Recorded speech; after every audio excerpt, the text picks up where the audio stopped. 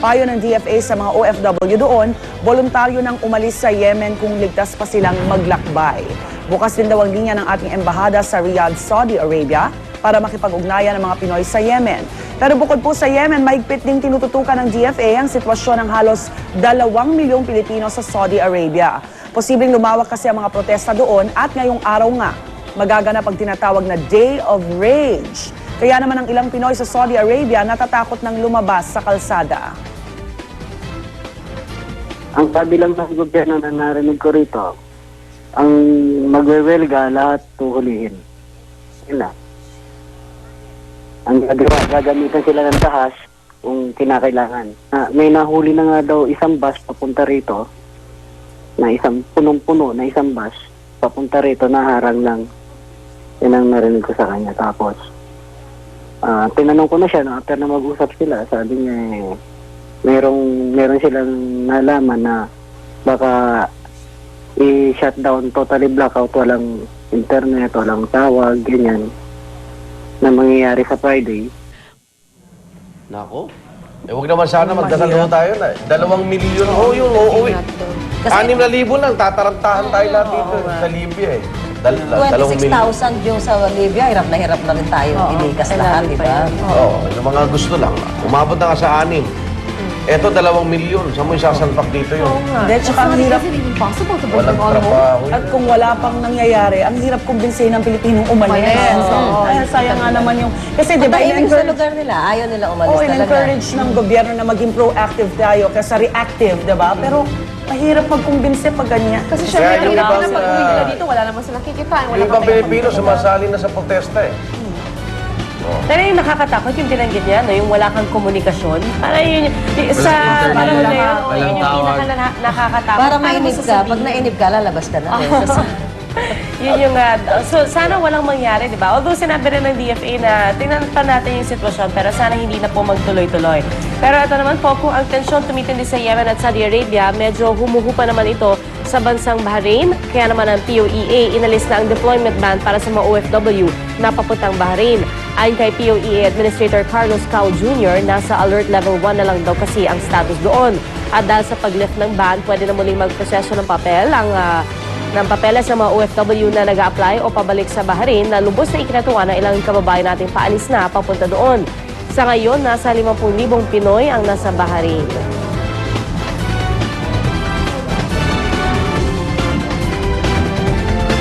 Resign or be impeached. Yan ang hamon ni Senate Blue Ribbon Committee Chairman Senador Teofisto Gingono III kay Ombudsman Mercedes Gutierrez. Ito matapos lumabas ang partial report ng komite kaugnay ng investigasyon nito sa plea bargain agreement na pinasok ng Office of the Ombudsman at ni dating AFP Comptroller General Carlos Garcia. Lumabas daw sa kanilang investigasyon ang pagpapabaya, pagpapahina at pagpapagulo ng Ombudsman sa plunder case ni Garcia nang pumasok ito sa plea bargain agreement. Inirekomenda rin kasuhan ng paglabag sa Anti-Graft and Corrupt Practices Act ang Ombudsman. Kasong kriminal at administratibo naman ang mungkahing isampa sa ilang prosecutor ng Ombudsman. Sa ngayon ay 14 na senador na ang pumirma sa partial report ng komite, pero 7 naman ang hindi pumirma sa report. Ang Malacanang naman hindi diretsang nagkomento kung dapat nang magbitiw si Gutierrez. Ayon kay Presidential Spokesman Edwin Lasherda, hayaan nilang si Gutierrez ang magdesisyon dahil siya ang pinaka-apektado sa isyung ito. Hindi rin daw makikialam ang palasyo sa tinatakbo ng impeachment. As Secretary Lasherda said, that is really the choice of the Ombudsman. But if she were to resign, it would spare the nation the national trauma of having to go through a painful impeachment process. So again, nasa kay Ombudsman Gutierrez yan, but that would certainly be much less painful to the country than an impeachment. Ayun sila. Ayan. Ayan sila, Serda. Wala naman sasabihin dahil lang bite natin kay Ricky Caranda. Anong reaksyon naman ni Gutierrez, Lynn? Etong reaksyon niya, muli naman nanindigan si Ombudsman Mercedes Gutierrez na hindi raw siya magre-resign kahit marami na nag-uudyok sa kanya. Ipinitanggol din niya ang kanyang mga prosecutor na nadadawit niya sa issue. Hindi raw sapat dapat ang Senado o Kamara ang magsasabi kung dapat kasuhan ng mga special prosecutors, kundi ang Sandigan Bayan at ang hukuman. Ayan, sana, tama. Oh.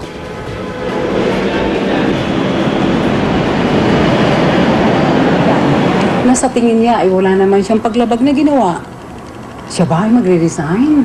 Again, yung issue ng sa dapat bang kasuhan ng ating mga prosecutors kung tama ba ang ginawa nila, tama ba na inihain nila sa Sandigan Bayan itong plea bargain agreement. Ang makakahusga lang nito ay ang Sandigan Bayan, ang hukuman. Talagang ano na atat na silang matanggal si Gutierrez, ha? Pero hanggang Ang nakikita ko rito, ano lang to eh, Target Gloria. Yan lang.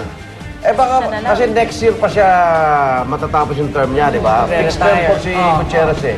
Next year pa yan. Eh baka mangyari pag nandiyan pa si Gutierrez eh.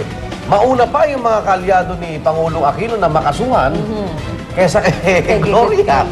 Target Gloria, kita mo, pati Supreme Court niyayanig.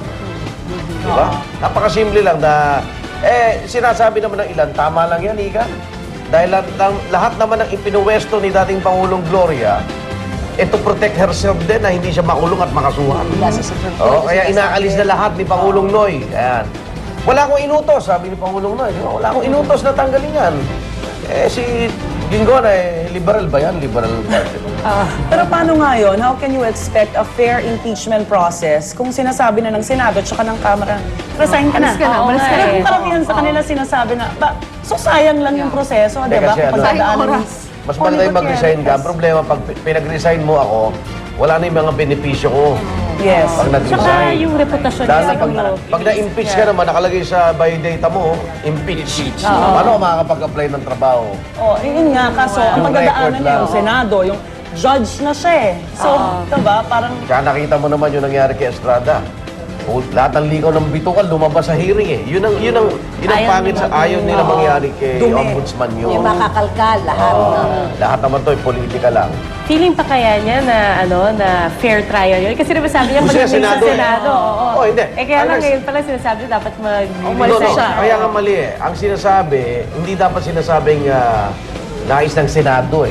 Ang Ni nagrekomenda Senator lang, Ginggona. Blue Ribbon Committee, ni Senator Ginggona, hindi ko pa alam kung napirmahan yun ng mga Actually, member. may mga pirma, pero may mga, may mga reservation Oo, pa. may mga reservation. Kasi sinasabi kahapon ni Nimpa, partial.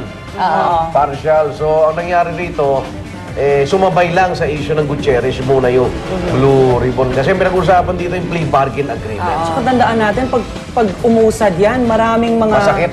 saligang batas na dapat tinatalakay, mga batas na dapat na ipapasa na medyo maisasantabi. Yan. Diba? At maraming, Sayang oras, in other words. marami sa Senado talaga, nako. Pag naging judge tayo, nako, mag-aaral talaga ako. Kailangan magagaling ang mga writers mo. Wala ka kasi katabi. Wala naman, buti na lang, wala akong ginagawang pelikula. Okay. Sa gitna ng mga investigasyon sa ilang dating general na umani nagkamal ang milyon-milyong pisong halaga ng ari-arian, sinabi na po ng BIR na kulang, ayan, yung kanilang ideklarang kita. Sinampahan na po ng kasong tax evasion ng mga dating AFP controller na sina retired Major General Carlos Garcia, retired Lieutenant General Jacinto Ligot, ang kanilang mga asawa, tigisa lang po yun, at ang bayaw ni Ligot na si Edgardo Yambao. Ay sa BIR, kung pagpapasen daw yung ari-ari ang binili ng pamilya Garcia at yung milyon-milyong pisong nakadeposito sa kanilang bank accounts noong 2004, nagkwenta si commissioner kumita sila ng 273.24 million pesos. Pero ni isang sentimo walang idineklarang kita mag-asawang Garcia sa kanilang income tax return. Kaya sinisingil sila ngayon ng 235.8 million pesos na buwis lang, buwis lang yan. Ang mag-asawang Ligot naman, nasa 428 million pesos ang kailangang bayaran nilang buwis. Base sa halaga ng kanilang ari-arian din at bank accounts. Hindi rin daw nakapaghahain ng ITR si Gerald Ligot noong 2001. Yan, nalimot na naman. Habang ang miss niya ay walang ITR mula 2001 hanggang 2004. Ito naman si Yambao, sinisingil ngayon ng 285.78 million pesos. Tumanggi magsalita ang mag-asawang Ligot. Hindi, naiyak na naman kasi si Mrs. naman. Yun ang nag-text back. Okay. Habang kampo ni Garcia, hindi pa rin natatanggap yung reklamo. Ayan.